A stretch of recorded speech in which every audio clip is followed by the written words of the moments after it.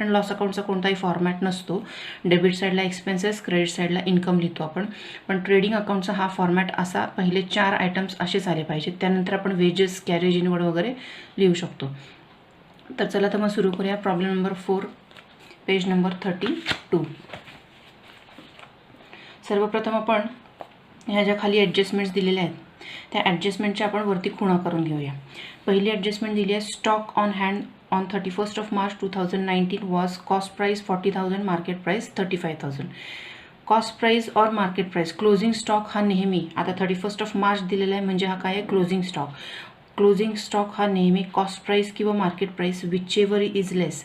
बऱ्याचदा जम्बलिंग होतं त्यामुळे आपण असे खूण करून ठेवूया, विच एव्हर इज लेस. या दोघांमधली जी लेस असेल त्यांनी व्हॅल्युएशन क्लोजिंग स्टॉकचं होतं. म्हणजे आपण 35,000ला क्लोजिंग स्टॉक व्हॅल्यू करणार आणि त्याचे 2 इफेक्ट्स देणार, ट्रेडिंग क्रेडिट आणि बॅलन्स शीट ॲसेटला. ह्याला कुठेही ॲडजस्टमेंट नाही आहे वरती. ठीक आहे. त्यानंतर सेकंड ॲडजस्टमेंट दिली आहे त्यांनी, interest on fixed deposit ₹1,200 is steel receivable. आता आपण जेव्हा फिक्स्ड डिपॉझिट करतो, FD करतो, तेव्हा आपल्याला इंटरेस्ट मिळणार असतो, that is our income, right. आता इन्कम आहे म्हणजे ह्याची आपल्याला क्रेडिट साईडला बघायला लागणार की इंटरेस्टचा कुठला कॉलम आयटम दिसतोय का, तर आहे. इंटरेस्टचा आयटम आहे received interest on fixed deposit 1,000. याला आपण खूण करून घ्यायची जेणेकरून आपण ही ॲडजस्टमेंट करून पुन्हा बाहेरच्या कॉलमला तो आयटम लिहिणार. ठीक आहे. त्यानंतर सेकंड आहे, provide RDD at 2.5% on sundry debtors. Debtors हे आपले ॲसेट्स आहेत म्हणजे हा डेबिट कॉलमला असायला पाहिजे. हा डेबिट कॉलम आहे, या डेबिट कॉलमला डेटर्स शोधूयात आपण. इथे दिले डेटर्स 43,000, त्याला आपण खूण करून घ्यायची. ठीक आहे, 43,000. त्यानंतर आहे फर्निचर. फर्निचर आपलं ॲसेट आहे, डेबिट कॉलमला आपण बघायचं आहे. डेबिट कॉलमला फर्निचर डेटर्सच्या खाली दिले 20,200, त्याला पण आपण खूण करून घ्यायची. त्यानंतर दिला आहे, goods of ₹8,000 destroyed by fire and insurance company admitted the claim of ₹6,000 only. या प्रॉब्लेममध्ये सगळ्यात महत्त्वाचा जर कुठला पॉईंट असेल किंवा ॲडजस्टमेंट असेल तर ती ही आहे. ह्याला कुठेही खूण करायची नाही आहे वरती, आपण याची डायरेक्ट ॲडजस्टमेंट करणार आहोत. आता 1 बाय 1 आपण ट्रायल बॅलन्सचं एक ॲडजस्टमेंटची ट्रायल बॅलन्सच्या खुणा बघूया कुठे कुठे पोस्टिंग करायचं आहे. ओपनिंग स्टॉक 1/4/2018 म्हणजे काय, ओपनिंग स्टॉक हा कुठे लिहितो आपण, ट्रेडिंगच्या डेबिटला. हा जाणार आहे ट्रेडिंग डेबिट. ठीक आहे. त्यानंतर परचेसेस आपण आत्ताच बघितलं, ट्रेडिंग डेबिटला ओपनिंग स्टॉक लिहिला की त्याच्या खालोखाल आपण परचेसेस लिहिणार आहोत, ट्रेडिंग डेबिट. त्यानंतर सॅलरी. सॅलरी हे ऑफिस स्टाफला देतो आपण, डेबिट साईडला आहे, एक्सपेन्सेस आहे म्हणजे सॅलरी ही कुठे जाईल, ऑफिस स्टाफला देतो म्हणजेच हे कुठे जाईल, P&L डेबिट. आणि त्याच्या खालोखाल लगेच वेजेस दिलेले आहेत. वेजेस हे आपण लेबरला देतो. लेबर म्हणजे जे फॅक्टरीमध्ये ॲक्च्युली काम करतात. मी याच्या आधीच्या प्रॉब्लेममध्ये पण सांगितलं आहे, जे फॅक्टरीशी रिलेटेड जे एक्सपेंडिचर आहेत ते सगळे आपण ट्रेडिंगच्या डेबिटला लिहितो आणि ऑफिसचे रिलेटेड सेकंडरी जे एक्सपेंडिचर आहे ते सगळे आपण P&Lच्या डेबिटला लिहितो. आता वेजेस हे फॅक्टरीच्या लेबरला मिळतात म्हणून हे ट्रेडिंगच्या डेबिटला लिहिणार आपण. ठीक आहे. त्यानंतर कॅरेज. आता इथे कॅरेज इनवर्ड आहे का आउटवर्ड आहे दिलेलं नाही आहे, म्हणजे आपण हे इनवर्ड आहे असं अज्युम करायचं आणि हे कुठे लिहायचं, ट्रेडिंगच्या डेबिटला. त्यानंतर रॉयल्टी. रॉयल्टी पण ट्रेडिंगच्या डेबिटला एक्सपेंडिचर आहे. त्यानंतर फ्रेट. फ्रेट दिलेलं आहे trading debit. Freight it's kind of travelling expenditure. आपण जे काही कच्चा माल आणतो, रॉ मटेरियल आणतो, तेव्हा जो काही ट्रॅव्हलिंगचा खर्च होतो त्याला आपण फ्रेट म्हणतो, जो आपण ट्रेडिंगच्या डेबिटला लिहिणार. त्यानंतर printing and stationery. Printing and stationery आपण फॅक्टरीमध्ये त्याचा काही उपयोग होतो का, printing and stationery. Printing and stationery आपल्याला ऑफिसमध्ये लागतो, त्यामुळे प्रिंटिंग अँड स्टेशनरी P&Lच्या डेबिटला जाणार. It is a secondary expenditure, right. त्यानंतर सन्ड्री डेटर्स. मी जसं म्हटलं डेबिट साईडला नेहमी एक्सपेंडिचर किंवा ॲसेट्स येतात. जर एक्सपेंडिचर नसतील तर ते ॲसेट्स असतात.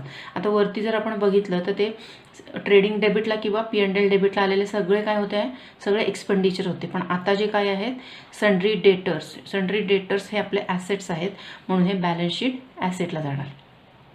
एक्सपेंडिचर नाही आहेत हे, मग हे कुठे जातील, ॲसेटला जातील. फर्निचर आपली ॲसेट आहे, it is not an expenditure so it is asset. Leasehold property ही आपली ॲसेट आहे. त्यानंतर इन्व्हेस्टमेंट ही आपली ॲसेट आहे. Travelling expenses. ट्रॅव्हलिंग एक्सपेन्सेस आपण P&Lच्या डेबिटला लिहिणार. फ्रेट आलं तर ट्रेडिंगच्या डेबिटला जाईल आणि ट्रॅव्हलिंग एक्सपेन्सेस आलं तर ते P&Lच्या डेबिटला जाईल. त्यानंतर यांनी इथे ॲडव्हर्टिजमेंट फॉर 3 इयर्स हे एक महत्त्वाची ॲडजस्टमेंट आहे, ह्याला खूण करून घ्यायची. 3 इयर्ससाठी ॲडव्हर्टिजमेंट दिली. आपण नेहमी फायनल अकाउंट जेव्हा करतो, फायनल अकाउंट आपण 1 वर्षासाठी नेहमी करतो. म्हणजे त्या फायनल अकाउंट्समध्ये जे काही एक्सपेंडिचर येणार आहेत ते फक्त 1 वर्षाची संबंधित फायनल अकाउंट्समध्ये एक्सपेंडिचर येणार आहेत. पण इथं तर त्यांनी काय दिलेलं आहे, ॲडव्हर्टिजमेंट 3 वर्षाचे एकदमच देऊन ठेवलेले आहेत. म्हणजे 2 वर्षाचे, 1 वर्षाचे या वर्षाचे आहेत आणि प्लस पुढच्या 2 वर्षाचे सुद्धा यातच देऊन ठेवलेत. म्हणजे पुढच्या 2 वर्षाचे त्यांनी ॲडव्हान्समध्येच एक्सपेंडिचर देऊन ठेवलेत. याला आपण म्हणायचं प्रीपेड एक्सपेंडिचर. याची आपण ॲडजस्टमेंट करणार आहोत, याला खूण करून ठेवायची. ॲडव्हर्टिजमेंट ऑब्व्हियसली सेकंडरी एक्सपेंडिचर आहे म्हणून आपण P&Lच्या डेबिटला लिहिणार. त्यानंतर बॅड डेट्स आपल्याला सगळ्यांना माहिती आहे. इररिकव्हरेबल डेटर्स जे असतात ते सगळे बॅड डेट्समध्ये जातात म्हणून त्याला आपण P&Lच्या डेबिटला लिहितो.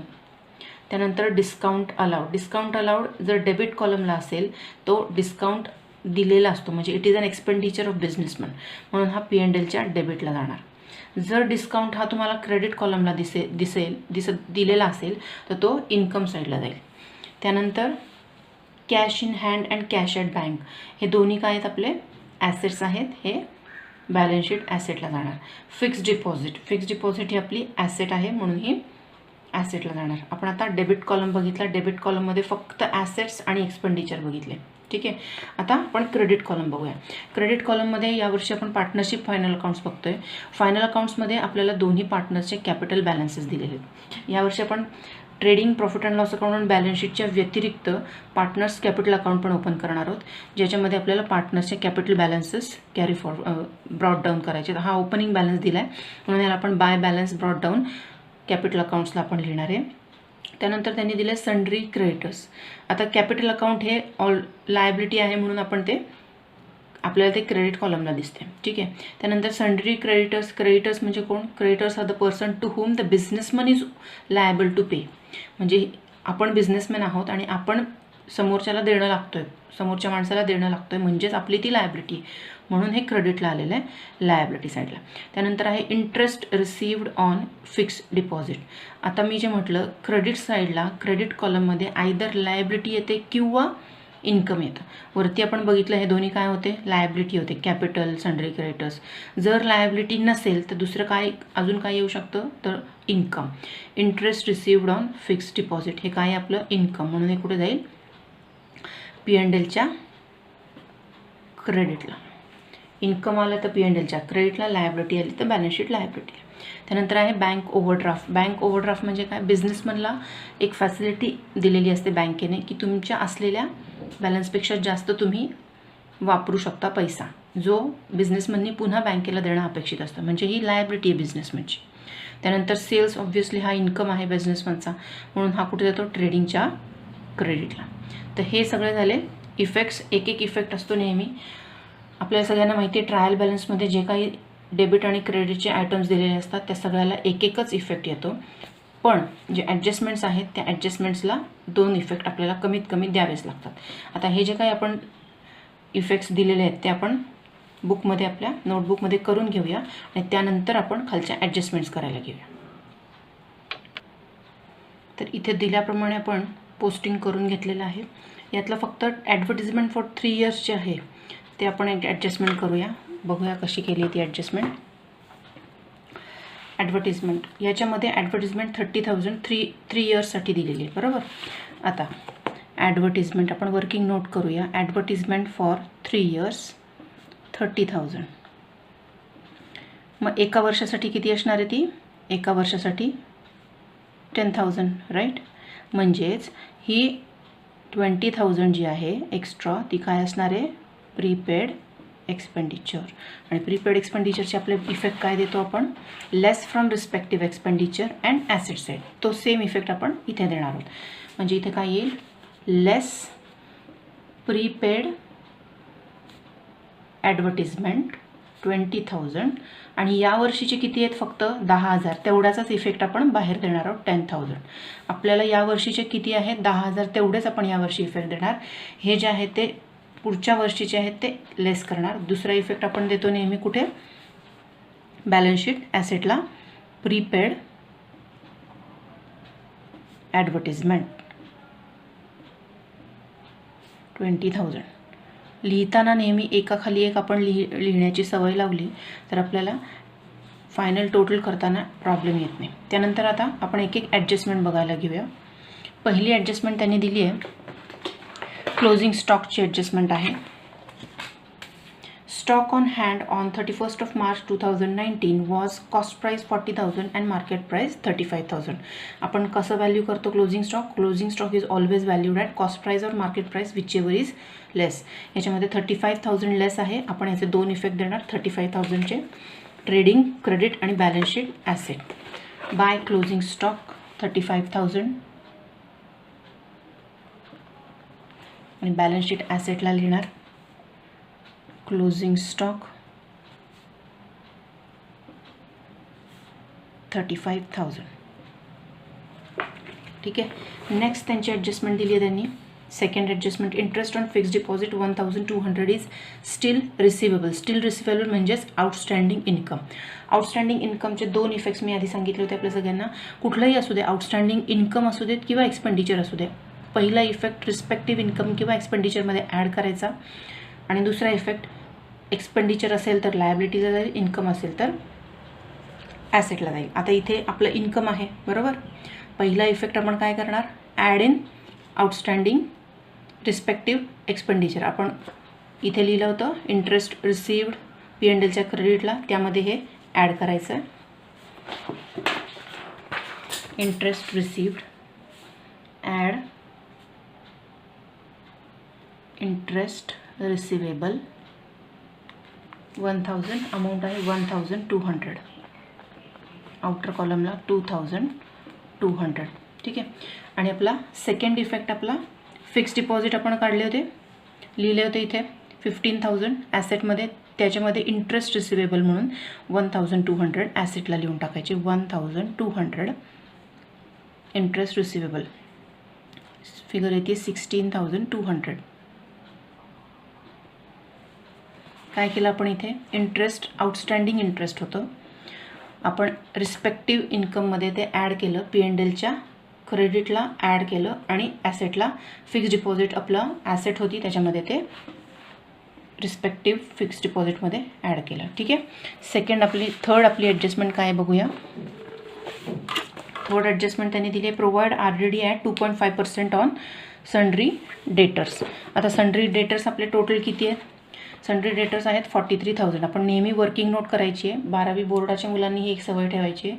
वर्किंग नोटला तुम्हाला इथे व्यवस्थित करायची आहे, त्याला मार्क्स असतात. 2.5% आपण 43%च्या काढले. पर्सेंटेज म्हणजे आपण नेहमी अपॉन 100 लिहितो. याचं मल्टिप्लिकेशन केलं की आपल्याला आन्सर येणार आहे सन्ड्री डेटर्सवरती RDD. हे काय असणार आहे? RDD reserve for doubtful debts. आता ही RDD काय म्हणणार ह्याला? ही न्यू RDD झाली. ही RDD 1,075. याचे दोन इफेक्ट्स येतात, लेस फ्रॉम डेटर्स आणि P&L डेबिट. त्याप्रमाणे आपण इथे डेटर्समधनं लेस करूया. 1,075 डेटर्समधनं लेस करायचे आणि फायनल आपल्याला बाहेर येईल 41,925. आणि डेबिटला आपण P&Lचा लिहिणार दुसरा ॲड RDD. जिथे आपण बॅड डेट्स लिहिले होते त्याच्यातच हे ॲड करायचे. New RDD 1,075. आउटर कॉलमला 1,575. काय केलं आपण? सन्ड्री डेटर्समधनं लेस केले आणि बॅड डेटमध्ये ॲड केले.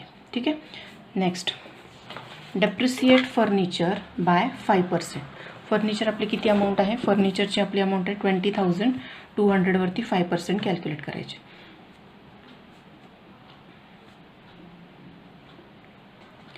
1,100 फर्निचरवरती डेप्रिसिएशन. डेप्रिसिएशनचे आपल्याला इफेक्ट्स माहिती, लेस फ्रॉम ॲसेट आणि P&L डेबिट. आपले ॲसेट इथे दिलेली आहे फर्निचर, याच्यामधनं आपण हे लेस करायचे आणि फायनल अमाऊंट आपली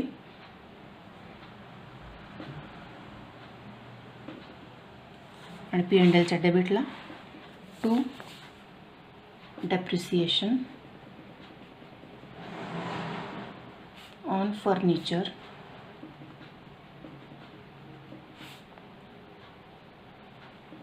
1,010. ठीक आहे. नेक्स्ट आता जी ॲडजस्टमेंट आहे ही सगळ्यात महत्त्वाची ॲडजस्टमेंट आहे. Last adjustment, goods of ₹8,000 destroyed by fire and insurance company admitted a claim of 6,000 only. म्हणजे तुमचं नुकसान झालं आहे टोटल 8,000चं, त्यातलं इन्शुरन्स कंपनीने फक्त तुम्हाला दिलेत किती 6,000. म्हणजे 8,000 मायनस 6,000 दोन याचं सबट्रॅक्शन जर केलं तर 2 जे 1,000चे आहेत ते तुमचं काय आहे लॉस आहे, ॲक्च्युअल लॉस. जरी 8,000चं डिस्ट्रॉय झालं असलं तरी इन्शुरन्स कंपनीने तुम्हाला भरपाई दिलेली आहे 6,000ची. म्हणजे अजून 2,000चा स्टील आपला लॉस आहे. म्हणजे हा लॉस कुठे जाईल P&Lच्या डेबिटला. लॉस आहे म्हणजे तो P&Lच्या डेबिटला जाईल. 6,000 आपल्याला मिळालेले आहेत म्हणजे आपण कुठे लिहिणार ते ॲसेटला लिहिणार. आणि हा जो काही फायनल ही जी काही सगळ्यात मोठी जी अमाऊंट आहे 8,000ची ती आपण ट्रेडिंगच्या क्रेडिटला लिहिणार. Goods destroyed by fire. काय केलं आपण, जे काही डिस्ट्रॉय झालेलं आहे ते ट्रेडिंगच्या क्रेडिटला लिहायचं, जे काही मिळालेलं आहे ते ॲसेटला लिहायचं आणि या दोघांमध्ये जर डिफरन्स असेल तर तो P&Lच्या डेबिटला लिहायचा. It is as simple as that. ठीक आहे. पहिलं काय करणार आहोत आपण, by goods destroyed by fire ट्रेडिंगच्या क्रेडिटला येणार. Goods destroyed by fire amount आहे 8,000 आणि जे आपल्याला इन्शुरन्स मिळालेला आहे क्लेम तो आपण इथे लिहिणार आहोत. Insurance claim 6,000. ठीक आहे. आणि ह्या दोघांमधला जो डिफरन्स आहे तो स्टील आपला लॉस आहे म्हणून तो आपण P&Lच्या डेबिटला लिहिणार. To loss by fire 2,000. ठीक आहे. तर अशा प्रकारे आपलं पोस्टिंग झालेलं आहे ट्रायल बॅलन्सचं आणि ॲडजस्टमेंटचं. आता आपल्याला बॅलन्सिंग करायचं आहे. हे आपलं वरचं ट्रेडिंग अकाउंट आहे. ट्रेडिंग अकाउंटच्या credit side minus debit side केली तर आपल्याला ग्रॉस प्रॉफिट येतो. जर क्रेडिट साईड मोठी असेल डेबिट साईडपेक्षा जर डेबिट साईड मोठी असेल क्रेडिट साईडपेक्षा तर आपल्याला ग्रॉस लॉस इथे लिहावा लागतो. आता आपण जर वरवर जर बघितलं तर फक्त आपल्याला 1,20,000 35,000 8,000 आपल्याला क्रेडिट साईड ऑब्व्हियसली आपल्याला मोठी दिसते आहे म्हणजे हा आपल्याला ग्रॉस प्रॉफिट होणार आहे. आपण बॅलन्सिंग करून घेऊया. क्रेडिट साईड 1,63,000 येते. 1,63,000 मायनस डेबिट साईड केला तर आपल्याला येतं 2 gross profit transfer to P&L. 1,63,000 minus debit side amount is 38,500.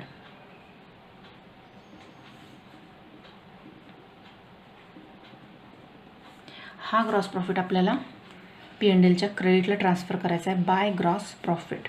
Amount आहे 38,500. ठीक आहे. आता हे 38,500 प्लस 2,200 ह्या दोघांची आपल्याला टोटल घ्यायची आहे जी की 40,700 येते. 40,700 मायनस डेबिटची total to net profit transfer to capital accounts. कोण आहेत दोन पार्टनर्स आपले, पियुष आणि अरुण. आता 40,700 मायनस डेबिट साईड जर केली तर आपल्याला प्रॉफिट येतो 14,815. 14,815. आता आपण जर प्रॉब्लेम नीट वाचला तर प्रॉब्लेमच्या सुरुवातीला नेहमी त्यांचा इथे रेशो दिलेला असतो पहिल्या लाईनमध्ये, पण ह्या ह्याच्यामध्ये कुठेही आपल्याला रेशो दिलेला नाही आहे. म्हणजे आपण काय अज्युम करणार, आपण प्रॉफिट इक्वली पार्टनर्समध्ये डिस्ट्रीब्यूट करणार. तर आता पार्टनर्सचा प्रॉफिट डिस्ट्रीब्यूट करताना 14,815 डिवायडेड बाय 2 जर तुम्ही केलं तर इथे येईल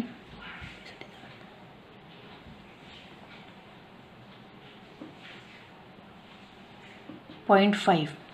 हे जर केलं तर हे 0.5 मध्ये आन्सर येतं. पण नेहमी करताना 0.5 मध्ये जर उत्तर आलं तर आपण काय करायचं आहे, प्रॉफिट कसा डिस्ट्रीब्यूट करायचा आहे, पियुष आणि अरुणला. पहिला पियुष आहे त्याला हा 0.5 आला आहे म्हणून ह्याला एक पूर्ण करणार 8 करणार आणि इथे 7,487 करणार जेणेकरून आपला टोटल 14,815 यायला हवी. ठीक आहे. जर 0.5 आला तर आपण 7च्या ऐवजी इथे एक आकडा वाढवून घेणार 8 करणार.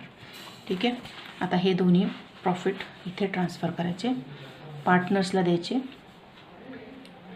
7,408, 7,407. हा प्रॉफिट P&Lच्या डेबिटचा प्रॉफिट ट्रान्सफर करायचा आहे पार्टनर्सच्या क्रेडिटला बाय P&L अकाउंट. 7,408, 7,407 आणि हा टॅली करायचा. पार्टनर्सचे जे अकाउंट्स आहेत हे टॅली करायला घ्यायचे.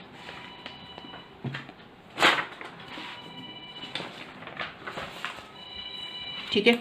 आता हे टॅली करताना 87,408, 87,407, 87,407 हे जे आहेत डेबिट पियुषचा क्रेडिटचा कॉलम मायनस पियुषचा डेबिटचा कॉलम असा यायला हवं. पण इथे डेबिटला काहीच नाही आहे म्हणजे आपण हे आहे तसे इथे ट्रान्सफर करणार टू बॅलन्स कॅरीड डाऊन, कारण ही काय आहे क्लोजिंग फिगर आहे. ही कुठे जाणार बॅलन्स शीटला जाणार. ठीक आहे. 87,408, 87,407.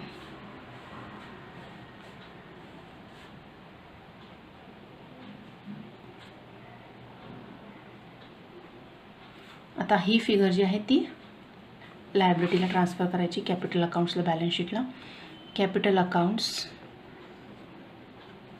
पियुष 87,000 बाहेरच्या कॉलमला लिहिलं तरी चालणार आहे 87,408 आणि अरुण 87,407.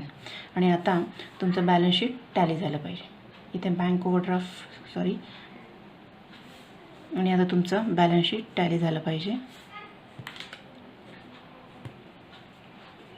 2,05,315, 2,05,315. काय केलं आपण पार्टनर्सच्या कॅपिटलला P&Lच्या डेबिटला पार्टनर्सला प्रॉफिट डिस्ट्रीब्यूट केला आणि हा प्रॉफिट पार्टनर्सच्या क्रेडिटला लिहिला. त्यानंतर पियुषची क्रेडिटची टोटल मायनस पियुषची डेबिटची टोटल. डेबिटला काहीच नव्हतं म्हणून हे बॅलन्सेस तसे आपण कॅरी फॉरवर्ड केले, इथेच तसेच लिहिले आणि तेच पुन्हा आपण लायबिलिटीला बॅलन्स शीटला लिहिले. आणि आता बॅलन्स शीट तुमचं टॅली झाले 2,05,315. थँक्यू.